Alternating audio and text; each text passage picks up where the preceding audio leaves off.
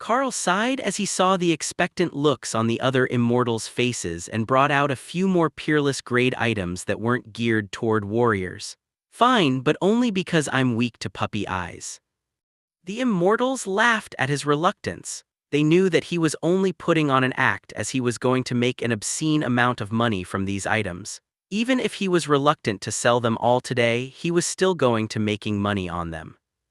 At this point, they all knew that if you waited too long, someone would scoop up what you wanted. So the only viable strategy was to either find a buyer and get the money ASAP, or to beg and borrow every cent you could, buy the item, then pay your clan back. And this was going to be a big debt, unless they could find something to trade. Oh, that mage collar, maybe not, I'm not wearing that in combat. Elder Blackwoods laughed as he saw what the mage was talking about. It was a black leather choker made by Ray that had 50% added spell damage and a load of mana regeneration on it, plus casting speed and a bonus to the last spell cast if you use the same spell repeatedly.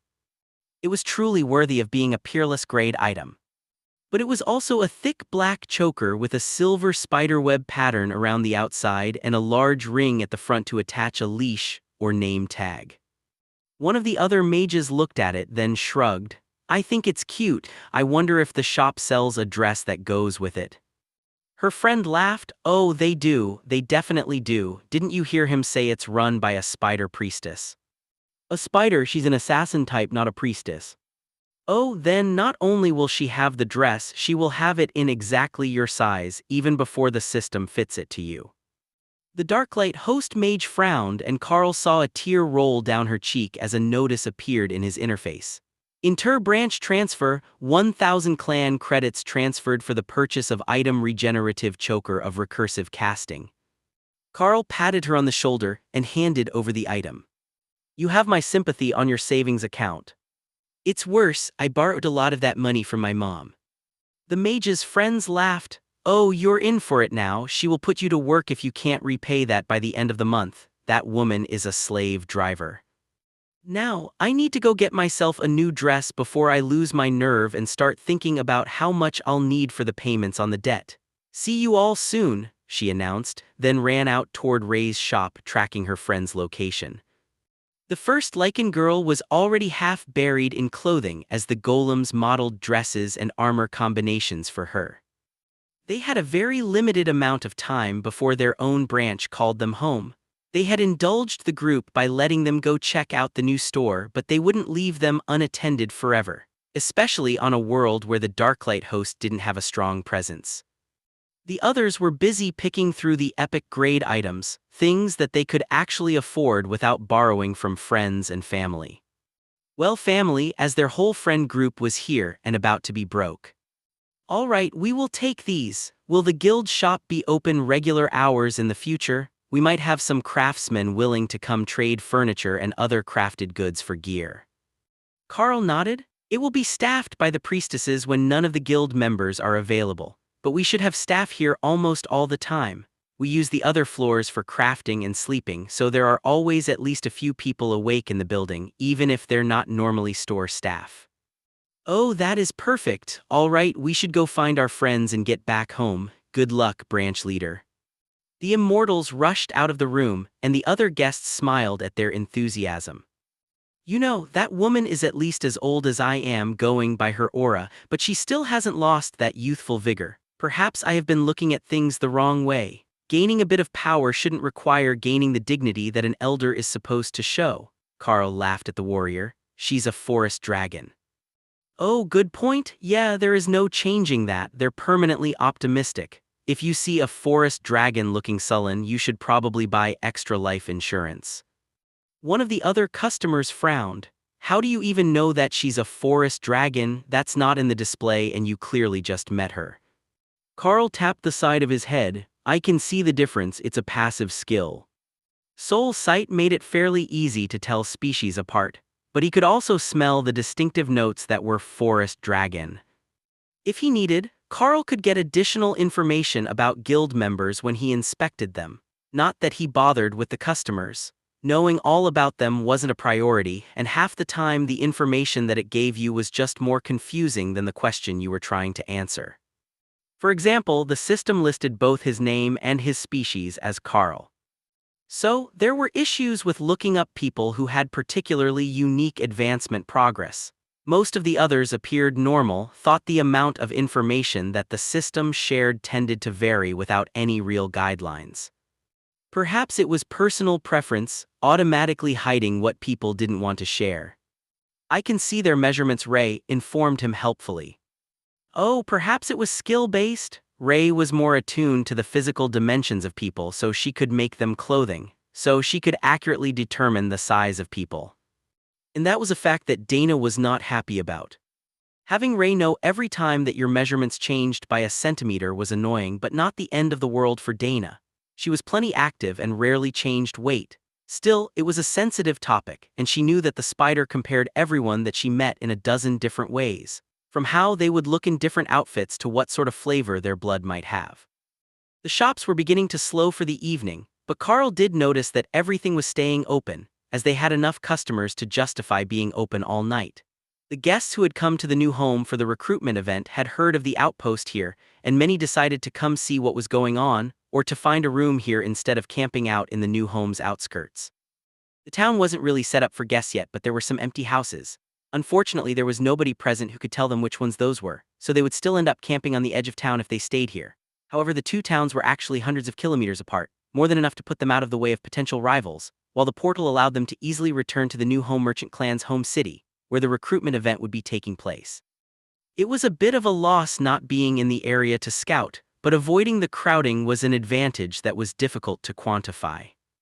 Carl gave up on trying to get back up into the second-floor workshop and decided to simply work in the front room, where intrigued customers could watch him making simple rare-grade rings for the many warriors that the clans were expecting to take in.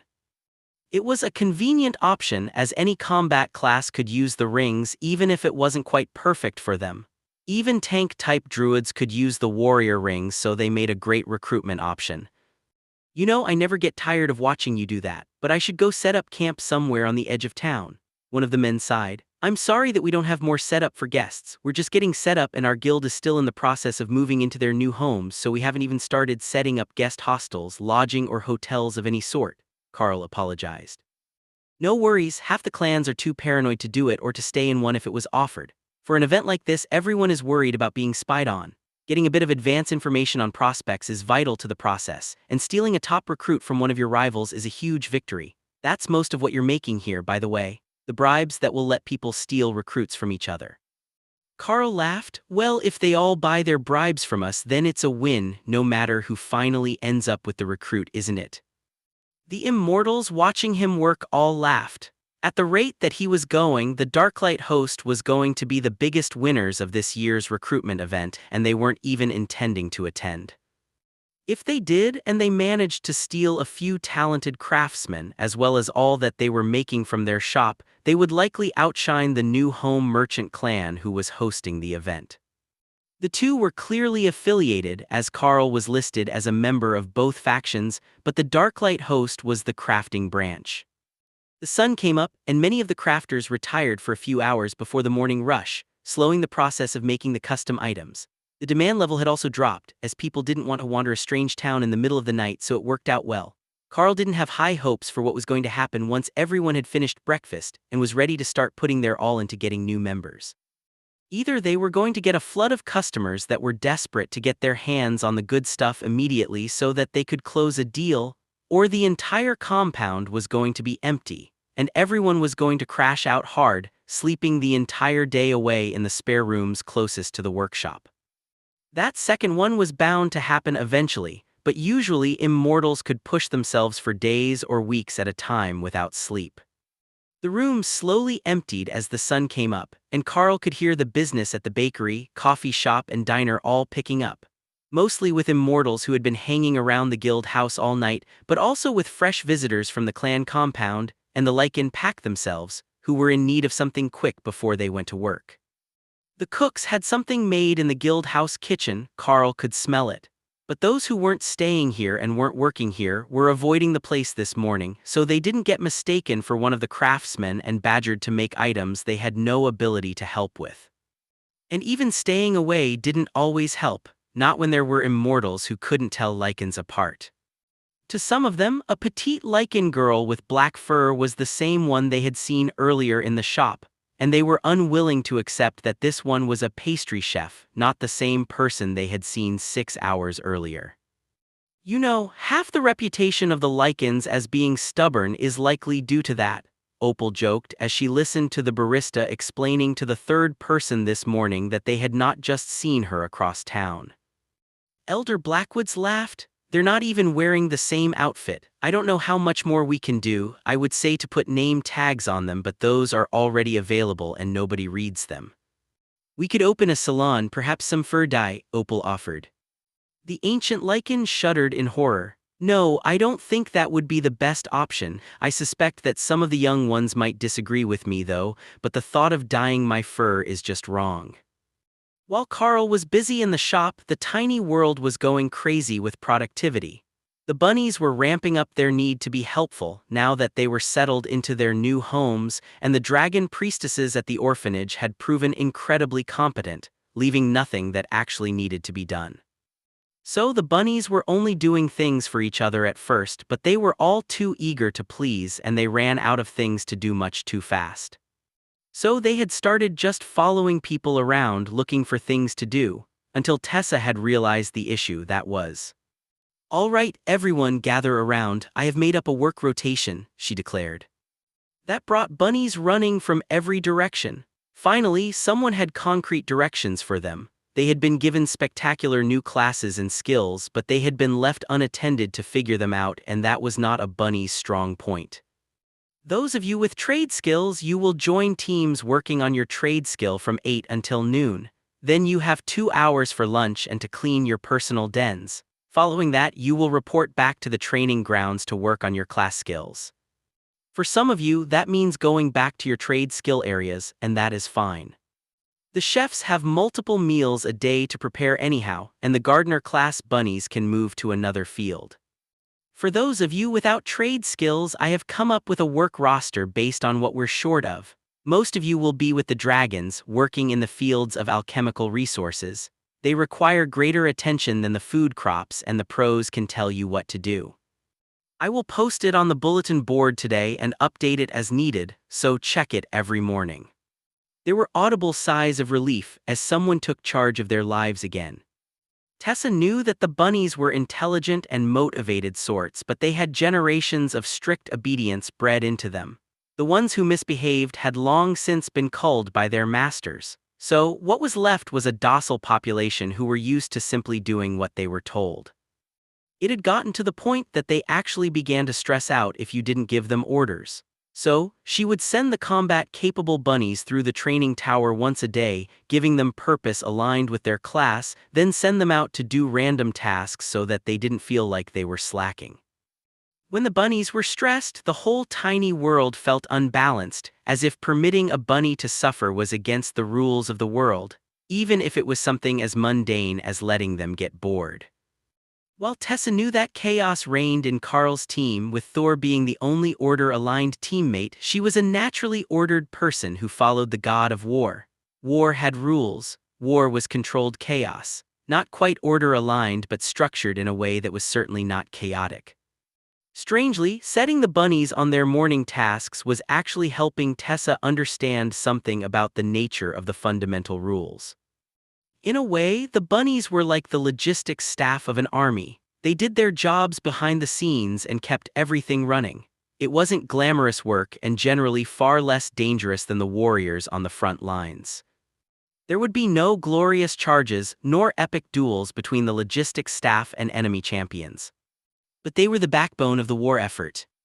The way that most teachers put it was that an army runs on its stomach, with an emphasis on having nature magic to make food. If you had food and healers, you could keep an army going, the logic went. And to an extent that was true, but it wasn't everything. It bypassed the human factor, the manpower that went into the invisible tasks that prepared even the healers to go to war. The craftsmen, the acolytes, the supply staff, the chefs. When you went to war, the ones fighting weren't only the soldiers, it was the whole nation to some extent. Not in a proverbial way, but because their efforts were all vital to some aspect of a full-scale war effort.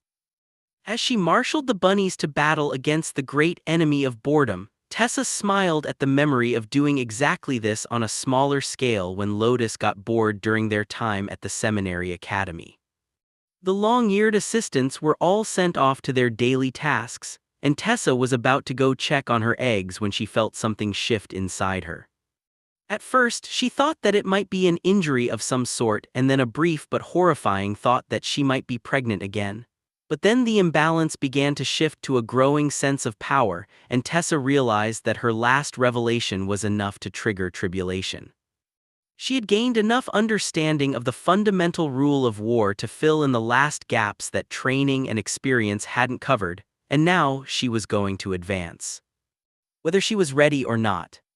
Thor was the first in the tiny world to sense the tribulation lightning and followed it to where Tessa was standing in the middle of the plains.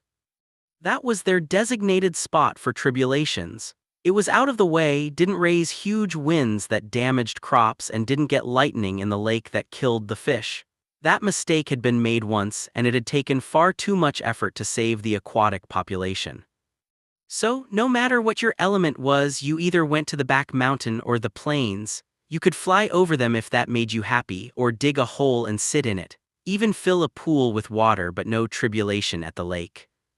For Tessa, that didn't matter. She wasn't aligned to a physical element. Red dragons breathed fire, but that was simply a matter of effectiveness in battle. Few things survived being melted with dragon fire. Sensing impending fun, Kara appeared beside Thor with a bag of popcorn and a pitcher of juice whose color should not exist in this plane of existence. All right, let's get this show on the road. Everyone else is on the way here now. The tribulation didn't wait for everyone to get there, though they all tried their best to be on time for Tessa's surprise advancement. The last one to make it was Ray, who had been busy working with a customer to finish an order. And then snuck out, leaving Mace to run the shop while she watched Tessa's advancement. Mace didn't mind. This was her first chance to really prove herself to Lady Ray and earn some favor from the notoriously terrifying spider. She was fairly sure that Ray was actually fond of her, but her mannerisms made it difficult to tell, and that left the girl with some concerns that Ray might kick her out of the shop if she didn't perform well enough. That would be terrible for her future in the guild, as this was the best place to sell the items that she was just now learning to make. She had been appointed as the manager, but if Mace lacked any sort of confidence in dealing with Ray if the spider was in a bad mood, she already knew how that could end for people that Ray did not like, and she had no intentions of becoming part of the spider's next bath. If Ray knew what she was thinking, she would be at least mildly insulted. She didn't turn on useful people like that, and Mace was an ongoing project. She had already put a lot of effort into improving the girl, and now she was beginning to see the payoff. Like breeding smaller creatures to defend your nest, she was raising the girl to run her cloth shop and help her make clothing.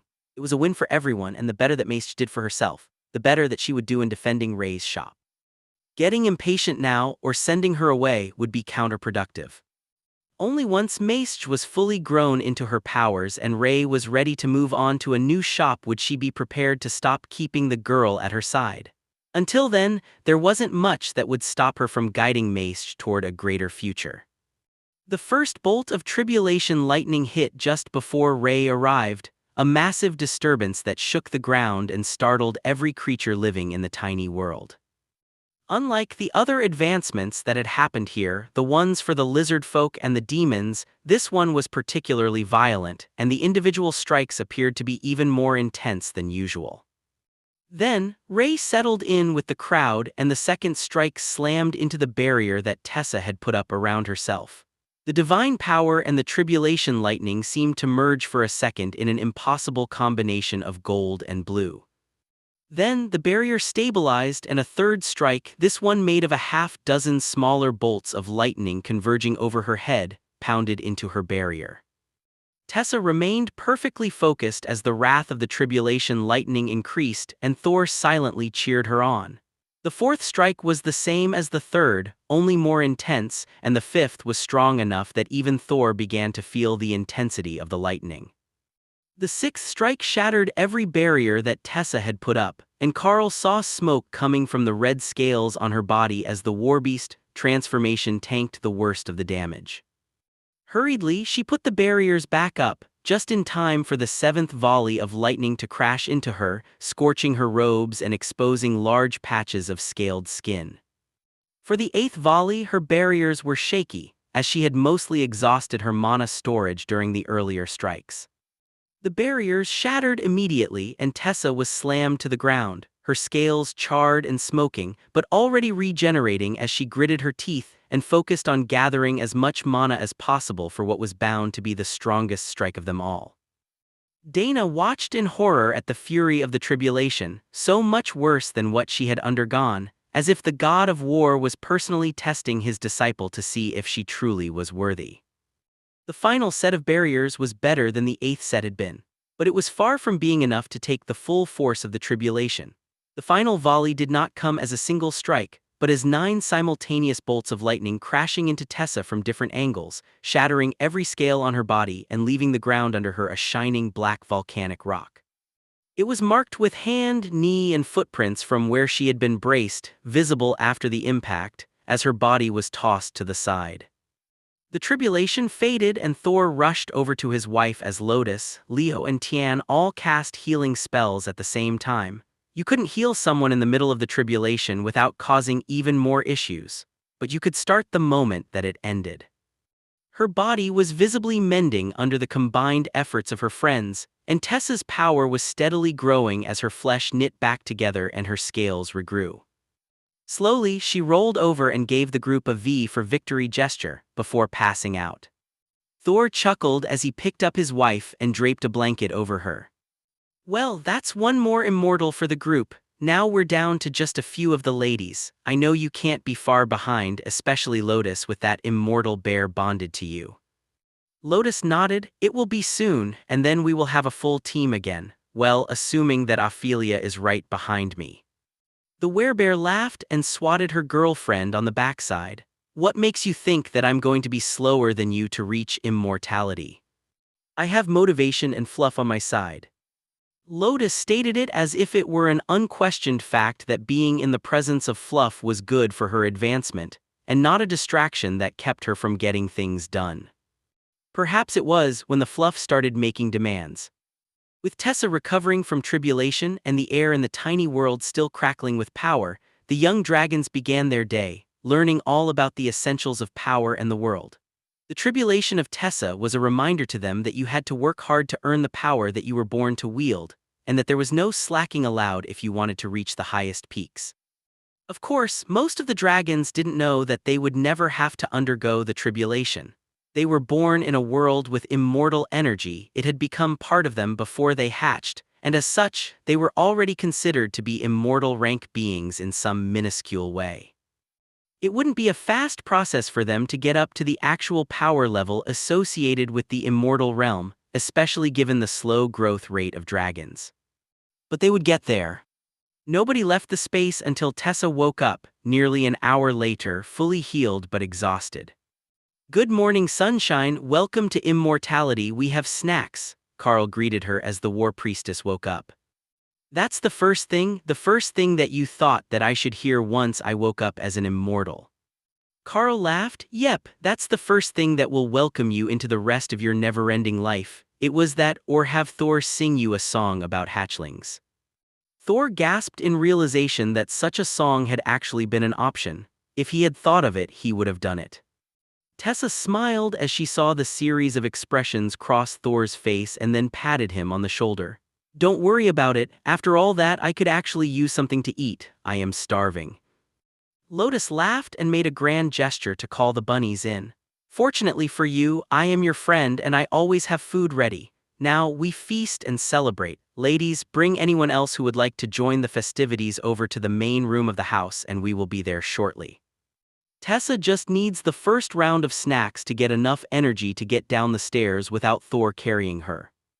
That wouldn't actually be a problem in Thor's mind, but Tessa was an immortal now and there was some sort of dignity required, or so Lotus assumed. Really, it was the other way around. They were now the weakest and among the youngest immortals. If there was any time to be undignified and childish, it was now. Compared to the elders who had lived for 1,000 years or more, Tessa making immortal at just under 30 years old made her a practical child in their eyes. They didn't need to tell Lotus that she would do it all by herself once she made it to immortality. Besides, Tessa wasn't the sort. She had children on the way, a stable relationship, a war god to please by taking care of the orphans they had adopted. So many orphans. In the eyes of the Red Dragon, the bunnies also counted as war orphans, as the Darklight host had killed their previous owner and taken their homes. So they were displaced by war, and most of them had no parents. Perfect qualifications to be taken care of by the Red Dragons. Not that the bunnies needed taking care of, they were happy to take care of themselves and anyone else who happened to be nearby, as long as they weren't absolutely terrified of them.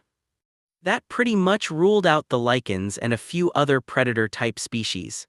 But for some reason, they didn't seem to have any problems with Ophelia. Despite her being a werebear, apparently it wasn't the lycanthropy or the teeth but the species that was the determining factor. Wolves hunted bunnies, but apparently bears were not proactive about it. Possibly because they couldn't catch them. However, it wasn't the bunnies that were the most excited about Tessa making immortal. It wasn't even the demons or lizard folk who had done it before her here in the tiny world. No, that honor went to Ewan and Tina, the adventurous pair of hatchlings who managed to get to the party before any of the other young dragons. Tessa took good care of them when Natsha was hunting them down for escaping the nest again. The black dragon smiled as she saw her wayward charge arrive on the scene. For once, he was actually where he was supposed to be, and it was entirely because he had wanted to explore and see the exciting parts up close. "Welcome, little ones, Lotus made breakfast burritos," the black dragon greeted them. "Winning." Then the hatchlings were off looking for Lotus and the peak snack of hatchling black dragons. Divine lightning dragons as well, but there was some dispute about whether the burritos were better than chocolate fudge brownies. Ewan insisted that sweets still second, simply because they lacked meat. Technically, the burritos did as well, but they had eggs, and that was basically meat of the unborn, which was pretty hardcore. Ewan liked eggs. Soon, Tessa was swarmed with hatchlings, eager to tell her all about how happy they were that she had reached immortality and how they would get there soon and how there were snacks and how they were all excited about the day that her eggs hatched. It would be a sad day for them when she went to the immortal world to start building her power, but they didn't know it was going to happen yet. "All right, everyone back up 2 steps. You can't all hang off Sister Tessa at the same time, you'll tear her robes," the matron announced. "Yes, miss." The dragons dutifully took 2 steps back and then immediately returned to their overlapping questions and congratulations, as Tessa knelt to pat them all and assure them that she was listening to their stories. Carl laughed as he realized that Tessa was never going to be able to outrun the group mom role that the Red Dragon clerics were saddled with. Even the hatchlings treated her that way. Tessa let immortal energy flow into herself for the first time, feeling the difference in her power now that she had advanced. It was not just a matter of using different power, the way that it was used was slightly different. "This is incredible. There was so much that I didn't truly understand until I could actually use immortal energy. Now I see why it's so hard for mortals to break through without guidance. It's not something that you can learn from a book, you have to experience it before you can truly know what it is to be immortal. Perhaps we should add that to our training, a bit of immortal energy injection for those near the bottleneck to help their bodies understand when it is time for tribulation." She was mostly talking to herself, but the other dragons were taking notes.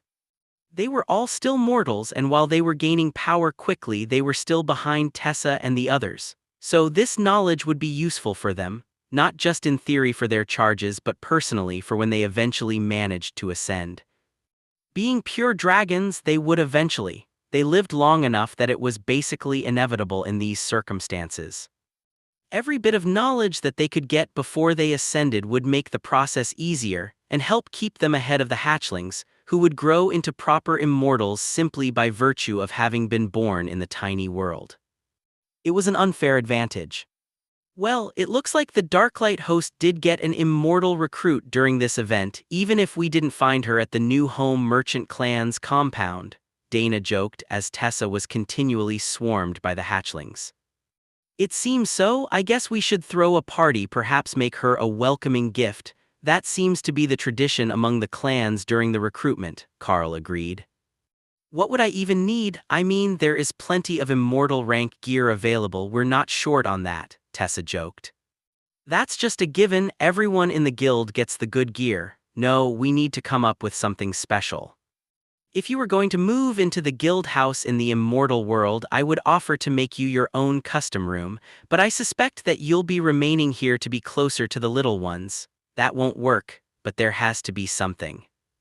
The hatchlings began to panic at the thought of Tessa moving away. She was the less scary red dragon, the one that was in charge of things like bath time and morning exercises, not horrible, awful things like chores, study time, or bedtime enforcement.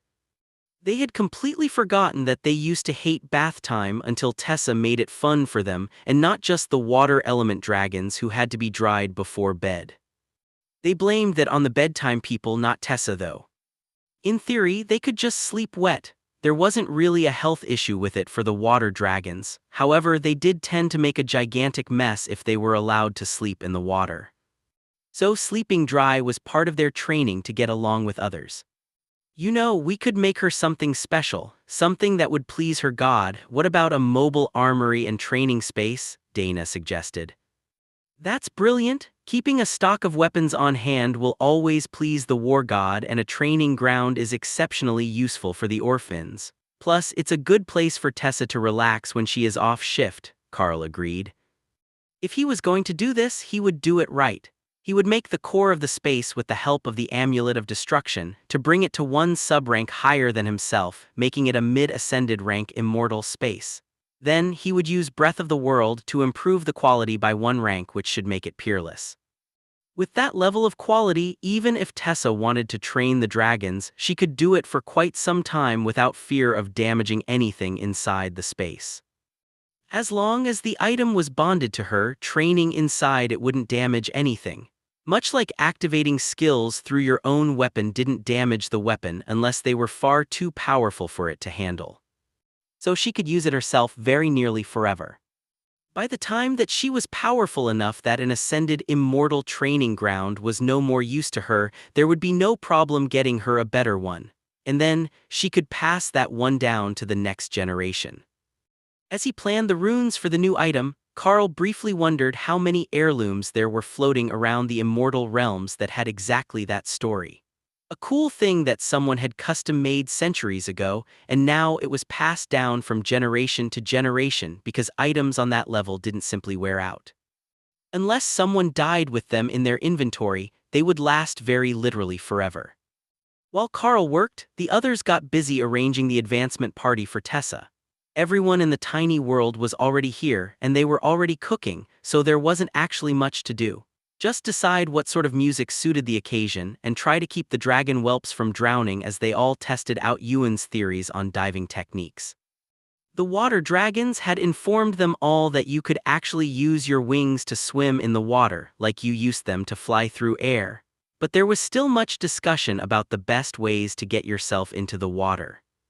Especially for those species with thicker bodies, as the water dragons tended to be longer and more serpentine.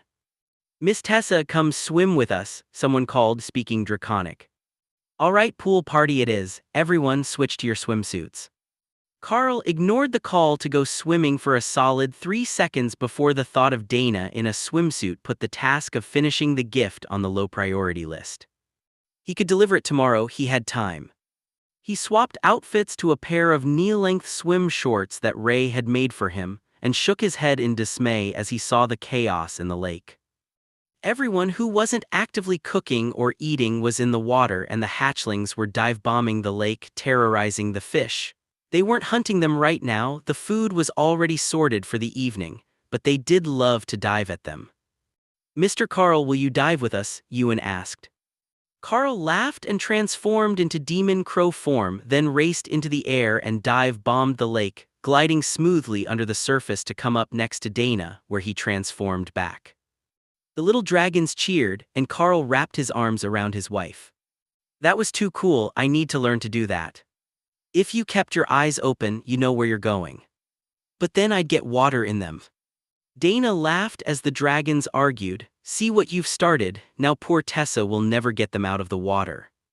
"But they're washed up and clean. I'm pretty sure that getting them to go to bed was someone else's problem. Besides, she just advanced, that's definitely worth a day off."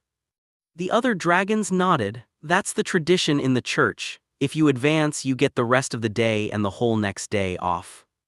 That didn't seem like much, but the church was always busy, and taking more than that off would deprive someone of a much-needed healer. And one that had just advanced to a new rank, which meant it was a more powerful group or more critical patient that would be missing out. Thor splashed happily through the water as he chased Tessa around, with a group of dragons chasing them. Everyone was having a grand time, and even the orphanage matron had begun to unwind a little, at least by her standards. She hadn't gone as far as a bikini, but she had switched to a light silk dress in red naturally and chased the hatchlings into the water.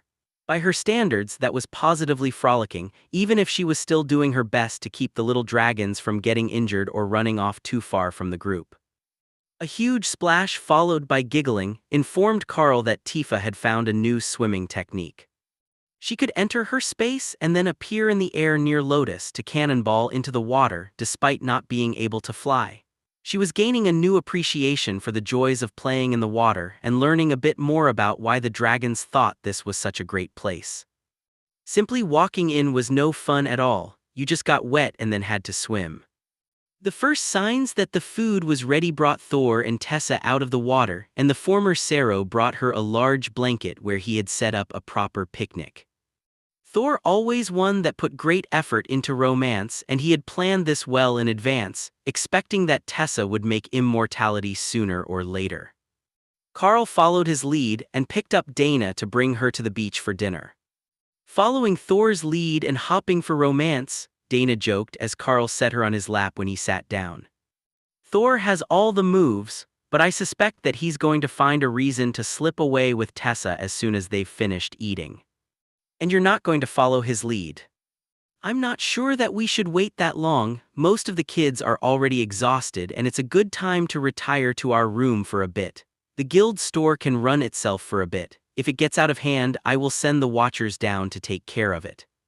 Dana laughed at the thought of the eldritch horror-looking summons running a store. Carl didn't use them in combat, so she assumed that they weren't a combat-capable unit. But with a skill name like Pet Sitter, they had to have some sorts of skills. It was one of his few mysterious skills. The rest Carl used often enough that Dana at least understood the basics of how they worked, the limitations, and some of the tactical advantages. But that particular one seemed to have been overlooked for the most part. Then she saw one. "Carl, do you have your watchers active here in the tiny world?" "What? Oh, that's not one of the watchers. Opal just made a golem that looked like one when she was setting things up for the bunnies. Something about warm hugs and tentacles." Dana frowned. There was something deeply and profoundly wrong with that statement when it was related to Opal, but she wasn't entirely certain what the Fae had planned. However, it wasn't as nefarious as Dana thought, or perhaps it was even more nefarious. Like Sero golems who had a mental link to their herd, the ability of the Watchers to share their senses with their creator and each other also activated when you made them with illusionary domain and reality warp. So, having the frightening-looking but incredibly friendly creatures around the tiny world was better than having cameras set up. Not everywhere in the tiny world was an illusion that she could look in on. But the Watchers were constructs, and nobody thought twice about where they were going as long as they weren't in the way. Plus, the Watchers had a natural instinct to help and protect, so the orphanage dragons liked to have them around, even if they didn't have the powers of the real ones. Though the only actual power that the real ones had was pet space, which they used to create things that the residents of the tiny world needed. First thing in the morning, while Dana slept soundly beside him, Carl finished up the gift for Tessa. She might not need the training space for some time, but it wouldn't do to delay her advancement gift for too long. Now that she was an immortal, he could start introducing her to the Lycans and the members of the new home merchant clan. Everyone would simply assume that Carl had recruited a member when they saw a new face around the guild compound, assuming that she came out of the tiny world at all. Tessa was still a red dragon priestess despite her class advancements, so she had a compulsion to keep to the tenets of her god. And all the best things to keep the red dragon pleased were in the tiny world right now unless someone attacked them. Carl mentally searched the space and found that Tessa was already awake, having breakfast with the hatchlings while teaching them to play nice with the bunnies. The dragons often forgot that other species didn't have tough scales, so claws hurt all the time, not just when you were trying to make them hurt. That was an important lesson before the young dragons could transform into humanoids. Carl tossed the gem through a portal, letting it land on the table in front of Tessa, who simply smiled and shook her head, knowing that he didn't want to get out of bed to hand it to her directly. If he got out of bed, he would have to do things and start answering questions from all the other guild members who had been busy all night, making items for the shops. Even the alchemists here in the tiny world had been busy helping Remy with her efforts. They might be mostly mortals, but they could still prep all the ingredients, saving the Naga matriarch a lot of time when making multiple batches of potions and pills. The concept of pills was becoming increasingly popular among the Darklight host. They were more convenient to use as medicine than potions were, so anything that could be condensed into a solid pill had been. Naturally, some things needed to remain a liquid, and the ointments were perfectly balanced as they were. It was mostly just the healing medicines that they were focused on. Those were the ones that needed to be easier to use in an emergency. Plus, the bunnies had even come up with a better way of carrying them that was Lotus approved. They took some of the failed pills, ones that had come out at common and uncommon quality and wouldn't be sold in the shop, and pulled a thin wire through the middle of them. Hung around the neck like a necklace, they could be eaten like candy in an emergency. That was a tactic that Lotus had used before with medicine, but if they made them out of higher quality medicines, they would sell incredibly well as decorative jewelry. After all, who would assume that all those small round stones were pills and not rocks? From a distance, it was impossible to tell them apart. Carl wasn't able to sleep in for long, no matter how much he wanted to. They had an increasing number of customers arriving at the guild shop this morning, all eager to see what was going to be stocked for the day. Everyone knew that the Darklight host had the ability to make peerless grade items, so they were fully expecting to see something appear. With thousands of peak immortals gathered at New Home and the two locations linked by a portal, this was the perfect opportunity to find customers for all the best gear, and the Blackwoods pack knew it. So they were sure to get Carl out of bed and down to the shop. Duty calls? I should likely pick out a selection of good stuff for today before I get there, or they're going to panic. I suppose that leaving them in the guild store bank would have been better, but it's been so long since the last time that I forgot it was an option. Dana laughed at Carl's annoyed tone. Go take care of your loyal customers. I suspect that Lotus is going to advance in the next day or two. Her aura is already unstable and Tifa is pushing her hard against the bottleneck with her growth. All right, you stay here, let me know when she does advance. If you want to make some items while you wait, just toss them in the store inventory. They split up, and Carl transported himself directly to the back room of the shop, making it look to the customers as if he had been in the back office. Good morning, everyone. I've got a restock for the peerless grade items ready for sale. You're just in time. The peak immortals gathered around, watching the upper shelf where Carl had put the best items last time. One by one, he restocked the shelves, loading them with warrior items, and then a pair of mage rings that would grant a combined mana regeneration rate higher than nearly anyone present could actually spend it, as well as a steady rate of stamina regeneration. A matched pair of peerless grade rings like that for a combat mage would make them nearly unstoppable, the warriors assumed. The easiest way to defeat a mage was to wait for them to run low on mana or exhaust themselves casting. If they didn't do either, then defeating a skilled mage was a nightmare for most warrior-type classes. There was no doubt about it, those items were going to sell, and they were going to sell to the same person. It was just a matter of who could afford them. While the warriors rushed to inspect the items that actually mattered to them, one more figure slipped into the room, wrapped in a soft black cloak. She stood at the back of the room, staring at the items, not with the sort of greed and lust for power that most had, but with a growing sense of confusion, as if she had seen something impossible and was struggling to understand it. The warriors began to push and jostle each other until Carl whistled, reminding them that he could and would kick them out of the store if they started fighting in here. Nobody wanted that. I will take the spiked gauntlet, a warrior announced, slamming a bag of materials down on the counter. Carl watched the system count the value and nodded. We have a deal. The gauntlet was passed to the warrior, and Carl replaced it with a pair of bracers that had similar stats, but without the combat damage that only came on weapons. There was some more arguing among the warriors before another bag of resources was placed on the counter next to a rare void element flower. I want the amulet. Then another warrior with a bag full of some sort of sand that the system insisted was insanely valuable.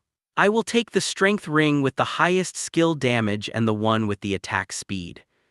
According to the system, it was worth it, but Carl had no idea what the sand was for. Whatever, he would look it up later. Deal, he took the items and passed over the goods, which made the warriors smile.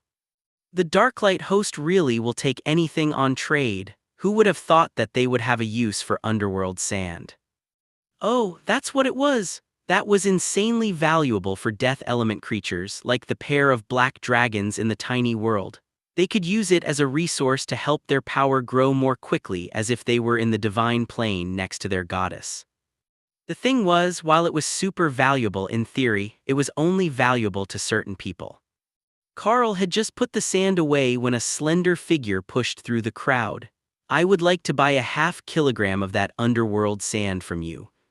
The woman placed a bag of assorted void elemental stones on the counter, and Carl shrugged, then handed over a small portion of the sand. It was much heavier than it looked, and a ½ kilo was no big loss.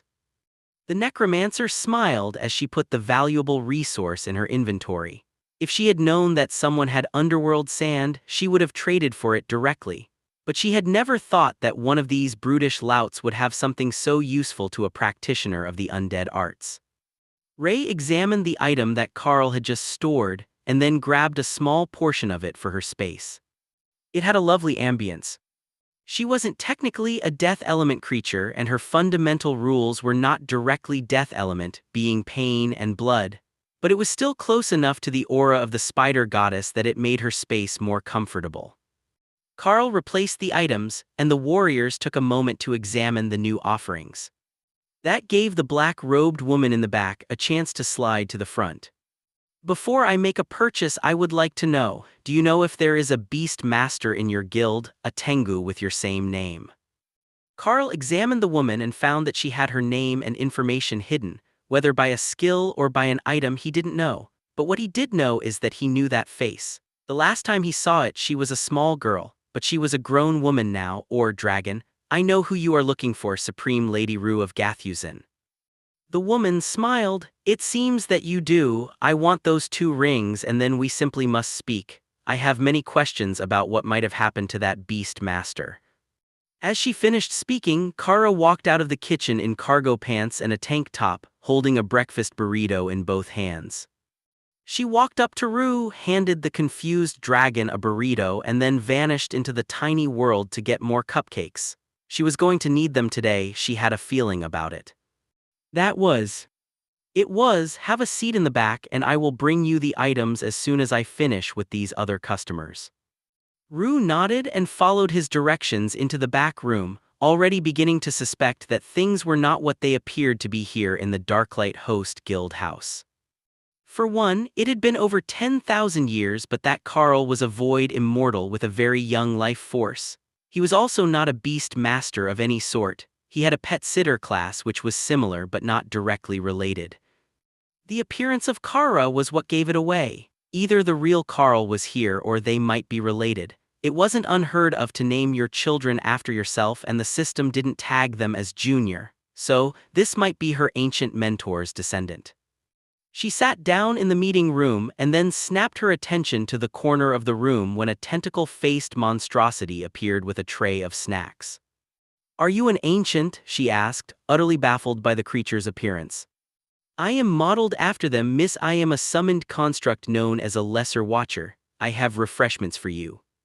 Carl chuckled as the dragon stared at the watcher. Being able to see through their eyes was absolutely overpowered when you wanted to play pranks on old friends.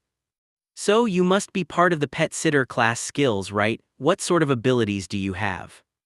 The watcher didn't answer for a moment, conferring with Carl on what was safe to tell her. The primary ability of a watcher is to take care of guests and pets, so my strongest skill is pet space. However, I also have access to many other skills at a lesser power level. The watchers are not particularly combat capable. However, we are well equipped to control wayward pets. Meaning, I have the Void Lock skill to freeze hostile creatures in place until they calm down. Rest assured, they are not harmed in the process. We are quite humane in our treatment of misbehaving pets. Rue smiled at the watcher. You know that I'm a void dragon, right? Void Lock is one of my favorite skills. The watcher nodded. Indeed, Supreme Lady. Carl informed me of the basics of your history just now. Would you perhaps like a raspberry tart? Rue laughed and shook her head in dismay. You know, those don't grow here, right? They're a mortal realm plant, though there are equivalents in this world. I can substitute the mountain tartberry if you prefer. That was the immortal realm equivalent of the raspberry, and they grew them in the tiny world now for the sake of the mystic chefs. So there were plenty available, even if the watcher hadn't been able to simply will them into existence using the kitchen function of the pet space spell. In some ways, that spell was absolutely broken and overpowered, but in others it was so incredibly mundane that it could be overlooked. The space didn't have particularly strong defenses even when it was made as a separate space. So it wasn't a great defensive pocket dimension. It couldn't create weapons, eject unwanted visitors, or even cause damage. That was up to the occupant. However, if the creator knew of a food product, it would create it in the kitchen up to the caster's level. And the beds were extremely comfortable, guaranteeing proper sleep for nearly any species. He's the same Carl, isn't he, just cosplaying as a human to fit in with the locals? I can't say, madam. I don't know what other Carl you might have met in the past. That wasn't a no, Rue decided. Given his knowledge and his skill with the system, Rue was quite certain that she had managed to stumble upon her old mentor entirely accidentally after having come to see what the Darklight host had for sale here. She had originally gone to a different world in the immortal realms, but had moved here a few thousand years ago when she started looking to set up her own sect after reaching supremacy. Carl finished his sales and came to join Rue in the meeting room, while Lucille took over the counter at the store, assisted by the dark elves and one of the elders. Carl sat down across from Rue, who smiled at him. Why don't you switch to your natural form instead of this human disguise? My natural form is in some debate at the moment. However, it's not the Tengu form that you are most familiar with. That was a disguise chosen so that I would not be recognized when I returned from helping you get motivated. That was a mission you were sent on, right, as the avatar of the world dragon? No, by the temporal dragon Misty. So it really is you. How are you only now a void immortal, and your aura feels so young? Oh, we have so much to talk about, but I will give the abridged version. I actually came from your future. I didn't live the entire period between then and now. From my point of view, that was last year or perhaps the year before. It hasn't been long for me. So between then and now, a few years, you went from mythic to void immortal. Carl nodded. I reached tribulation about 6 months ago. The dragon blinked slowly. You went from a new immortal to this in 6 months. Carl shifted into Tengu form so he would have a long beard to stroke in a sage gesture. As you know, I am a wise and knowledgeable elder of the Darklight host. Surely it's not a surprise that I advance quickly. Rue laughed until tears rolled down her face. I spent thousands of years as a newly advanced immortal dragon being picked on for being born mortal. And what do you get? 6 months to void immortal and your own guild branch in the immortal world, with no signs that anyone tries to suppress you at all. Carl shrugged. Oh, they did. I mean, not the new home merchant clan, they're very nice. But other clans came to try to suppress us for taking in newbies from the mortal worlds and treating them as equals. We killed them. Now we still have a few purists who get snobby about being born in the immortal worlds, but power speaks louder than lineage here, so nobody takes their grievances too seriously. Are you really that powerful? Rue asked skeptically. Carl laughed and shifted to cat form and activated bestial raiment to bring out his battle armor and guild tabard. This is how they're more accustomed to seeing me in combat. I've got multiple forms of epic golems, including the spirit bear tyrant who has the stats of a dungeon boss while being immune to physical damage. The dark elves in the front room are constructs that I made to help run the shop, and they're also epic golems. Rue whistled in appreciation. A blood stripe for peak immortal challenge kill. I take it that's how your guild managed to acquire this plot of land. I seem to recall it belonging to some nobody guild. Yeah, they were disbanded after their guild master was killed in single combat against me. I didn't even bring the beasts and he still lost. I knew that I saw Kara earlier, it's been so long, but that face, there's no way that I could forget the Chaos Badger. She looks a bit more rough than I remember. Perhaps I just forgot about her having a scar after all these years. Still, she hasn't changed a bit. Though the magical food is a new thing, I don't remember that. Is it something that the Watcher makes? Those cupcakes were made by a mystic chef in the Blackwoods Pack, now part of the Darklight Host Guild. It's become her tradition to give them to friends and people with empty pockets. Rue laughed. She just casually mugs people and stuffs food in their pockets if they don't have anything to steal, doesn't she? That's totally something that I can see a badger doing. She will be pleased to know that you appreciate her sensibilities. She is a firm believer in alleviating poverty with cupcakes. And that brings us to the end of this chapter. This is Jiesan Audiobook, and I just want to give a huge thank you to every single one of you for staying all the way through. Whether you're listening to relax, to escape, or to dive deeper into these incredible worlds, your time and support truly mean everything. Every like, every comment, and every share helps this channel grow and allows more stories to come to life in audiobook form. You're not just listeners, you're part of this journey. If you have a web novel you'd love to hear turned into an audiobook, don't hesitate to send me a DM. I'm always looking for new adventures to bring to the channel, and your suggestions could be the next big story we dive into. And if you're enjoying the content and want to support even more, consider checking out the Patreon for exclusive early releases, bonus chapters, and behind-the-scenes content. Once again, thank you for being here. Until the next chapter, stay immersed, stay curious, and I'll see you in the next story.